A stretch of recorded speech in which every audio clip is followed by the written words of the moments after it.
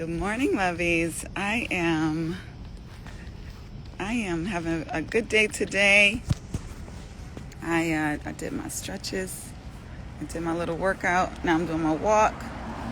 And I was just thinking about, how sometimes we can put ourselves in a pretzel bend based upon what other people have done, trying to clean up other people's messes, people who we love, people who we care about, who we want the best for. But sometimes we just don't have the impact that we want to have in their lives. Sometimes we don't have the impact that we think we have in their lives even.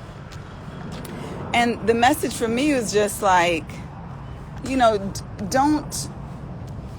put yourself in a bind based upon the poor choices that someone else has made, or don't hold yourself responsible for the choices that others have made. If you want to be that martyr, that sacrificial lamb, so to speak, which obviously none of us have the full power to do, that's something that only Christ can do. That's your choice, but know that's what you're doing. Don't feel that you are responsible to clean up someone else's mess. If you do it, you're doing it out of charity, out of love, but not out of a responsibility. All of us, mess up, from time to time, and some of us more consistently than others based upon the decisions that we make, but at the end of the day, we have to live with it. Do other people have to live with it? So I think sometimes we put burdens on ourselves that God hasn't put on us. And we assume obligations that we don't have, but we obligate ourselves. So I guess we do have them when we choose to obligate ourselves. So, I just challenge you, as I challenge myself, look at what you are obligating yourself to. Is it a real obligation or is it a false obligation? If your heart isn't in it and God hasn't told you to do it, then it's a fake obligation. If it's someone who, wants you to do something and you feel like you have no spirit whatsoever to do it, but the only reason that you want to do it is because you love this person and you want them to be happy, you have to really ask yourself, are they going to be happy based upon what you do? Are you really going to solve the situation for them, or are you going to be back in the same place a month from now?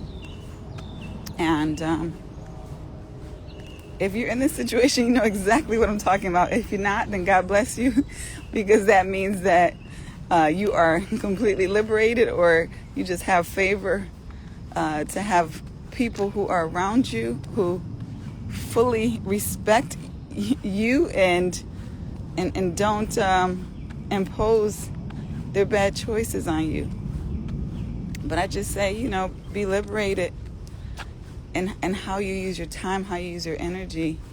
There's so many positive ways you can contribute your time, your energy, your resources. There's so many people who are in genuine need of those things from you, who are in genuine need of you, and what you have to give. And so just be intentional as far as where you plant your seeds, where you give your fruit, your contribution, so that it's where God is telling you to give it, where it's going to grow in a way that is going to be pleasing to God, where you are feeding, truly feeding, as they say, ground that can harvest, fertile ground. So that's a question. That's a whole conversation itself. Are you feeding fertile ground? Will you give your time? Will you give your energy? Will you give your resources? Will you give your choices? Are they to fertile ground? Or are you simply doing it out of tradition or out of guilt that you should not have? Have a blessed day.